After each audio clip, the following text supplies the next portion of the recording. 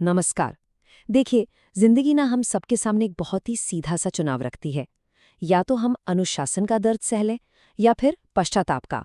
आइए जरा समझते हैं कि एक छोटा सा चुनाव हमारे आने वाले कल को कैसे बनाता या बिगाड़ता है। तो ये दो दर्द आखिर हैं क्या? देखिए, एक तरफ है अनुशासन का दर्द, मतलब रोज की छोटी छोटी मेहनत, थोड़ी सी तकलीफ जो हम उठाते हैं। और दूसरी तरफ है पछतावा का दर्द।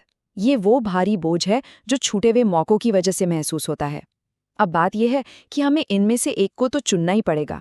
सवाल ये नहीं है कि दर्द होगा या नहीं, सवाल ये है कि हम कौन सा दर्द चुनते हैं। और जानते हैं, पश्चाताप का दर्द अक्सर एक ही शब्द के इर्द गिर्द घूमता है, काश। ये उन मौकों और उन कामों का बोझ है जो हमने सही समय पर नहीं किए, और ये काश शब्द बहुत भारी होता है। लेकिन इसमें एक अच्छी बात भी है, वो ये कि जो गुजर गया उसका अब कोई वजन नहीं। सबसे ज़रूरी बात यह है कि हमारा आने वाला कल इस बात पर टिका है कि हम आज क्या करते हैं। और यही सोच, यही मानसिकता हमें पश्चाताप से निकालकर शक्ति की ओर ले जाती है। ठीक है, तो सवाल ये है कि ये बदलाव लाया कैसे जाए। इसकी शुरुआत एक बहुत ही सरल से रहस्य से होती है जिसे सफल लोग इस्तेमाल करते हैं। वो क्या है? वो बेहतर सवाल पूछना जानते हैं। तो सफल लोग आखिर ऐसा क्या करते हैं जिससे उन्हें बेहतर जवाब मिलते हैं? इसका जवाब ना किसी बाहरी चीज में नहीं, बल्कि उनके सोचने के तरीके में ही छिपा हुआ है। और वो जवाब है उनकी अवलोकन शक्ति, यानी कि ऑब्जर्वेशन पावर। ये सिर्फ आंखों से देखना नहीं है, बल्कि चीज़ों को उनकी गहराई में जाकर समझना है। और ये काबिलियत आती कहाँ से है? ये बेहतर सवाल पूछने से ही विकसित होती है। ठीक है, तो अब जब अवलोकन की शक्ति को समझ लिया है, तो चलिए देखते हैं कि इस शक्ति का इस्तेमाल कुछ बनाने के लिए, कुछ क्रिएट करने के लिए कैसे किया जाता है। ये कुछ ऐसा है जैसे कोई आर्किटेक्ट अपने मन को आकार दे रहा हो। देखिए, किसी भी चीज को बनाने का एक मूल सिद्धांत है, कोई भी चीज हकीकत में आने से पहले मन में बनती है।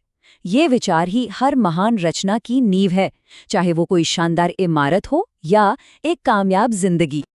इसे समझने के लिए ना माइकल एंजेलो का उदाहरण सोचिए।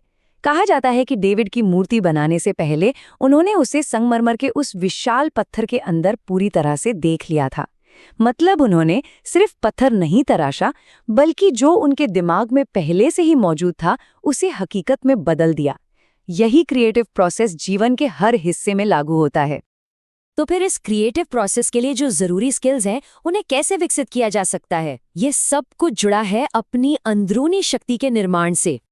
सवाल तो यही है कि एक कलाकार जैसी ऑब्जर्वेशन की शक्ति, ये देखने की शक्ति अपने अंदर कैसे लाई जाए। इसका रास्ता बाहर नहीं, बल्कि हमारे भीतर ही है।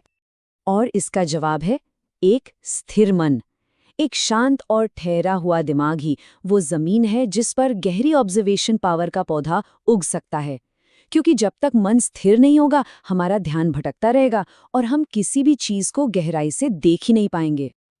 तो मन को स्थिर करने का रास्ता कहाँ से होकर गुजरता है? ये आता है खुद पर लगातार काम करने से, अपने अंदर छिपी हुई असली काबिलियत को पहचानने से, और अपनी उन शक्तियों को जगाने से जो अभी सोई हुई हैं।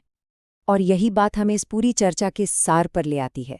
असली ताकत बाहर से हासिल नहीं की जाती, वो तो हमारे अंदर ही मौजूद है, बस उसे जगाने की जरूरत है। और अनुशासन ही वो चाबी है जिससे उस शक्ति को जगाया जा सकता है।